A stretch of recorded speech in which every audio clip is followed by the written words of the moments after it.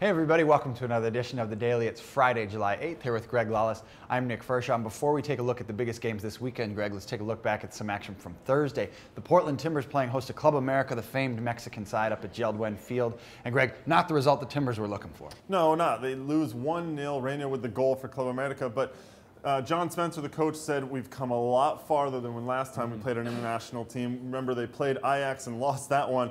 This time they've come a lot more, and they put in a little bit more, and obviously they're playing at Jordan Field, so they had a great crowd out there, great atmosphere. And this the final tune-up here before the Sounders game this weekend. We'll talk about that shortly. One other bit of news from Thursday, Jordan Harvey, that a left back from the Philadelphia Union, traded to the Vancouver Whitecaps for some allocation money. And Greg, this one's a little bit confusing. 16 starts for Jordan Harvey this year. He's really been a rock for that Union defense. He has, and it makes you wonder what's going on in Philly as to whether they're maybe talking to someone else to come in the back as a left back for them. Maybe Gabriel Farfan will play a little bit further back this time rather than in the midfield. And, you know, maybe Juan Diego Gonzalez, he's another guy who could slot into the defense somewhere in there. So it's like it's trying to figure out what Philly's doing. On the other hand, Vancouver, look what they get. They get a terrific left back. It makes you wonder also, though, what's going on with Jay DeMerit in the middle. Does Rocha maybe move into the middle or something like that? Those are the questions that come out of this. But I think for Vancouver, I think they get the best out of this. But then again, Peter Novak, always a little crafty, so you're not sure what's going on in Philadelphia at this point. Well, let's stick in the East, where there's a big game between the New York Red Bulls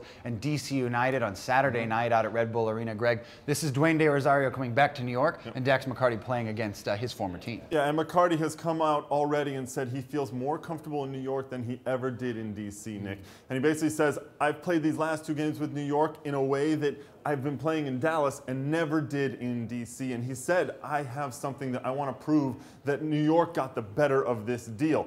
We'll see if that actually comes true when DC come to town. You know, De Rosario has already given DC a little bit of a different look in the attack. Can he bring it at Red Bull Arena on Saturday? That's what remains to be seen. Some added storylines to an already great I-95 rivalry. That game is at 7:30 p.m. Eastern on Saturday night. You can follow along on Matchday Live here on MLSsoccer.com. Moving out to the West, the LA Galaxy playing host to the Chicago Fire. That's at 10:30 p.m. Eastern. You can watch on Fox Soccer, Soccer Night in America. Greg, this is a Galaxy team still looking to find their form of late. David Beckham's had some injuries. Landon Donovan looking to find his form back from the Gold Cup. What do you expect from this one? Well, I don't know. You look at LA, and every time they seem to play at home, they don't really play up to the abilities we know that they have. I think this is the kind of game when Landon Donovan has to come out big.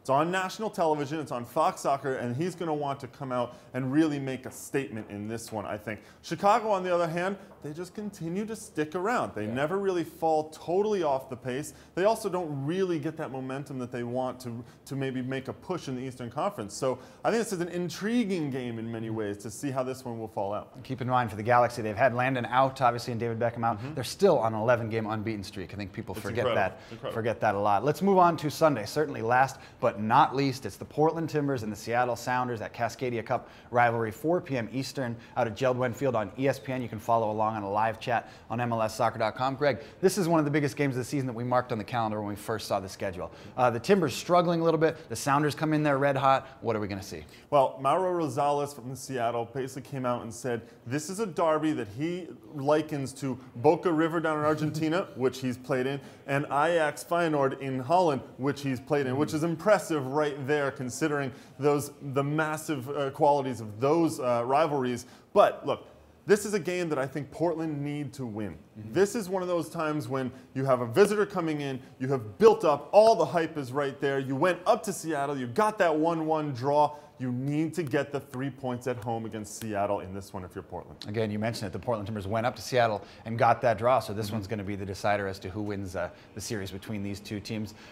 More coverage of that game. We had Roger Levesque of the Seattle Sounders on Extra Time Radio on Thursday. He was talking about the rivalry and his role in it. It was very interesting. We also had Breck Shea, the rising star from FC Dallas, on to talk about both his artwork and what it's going to take to beat Real Salt Lake this week. A big game for the Hoops against RSL. You can log on to MLSsoccer.com. You can also download it on iTunes and Buzzsprout. That does it for us. We'll be back again on Monday with another edition of The Daily.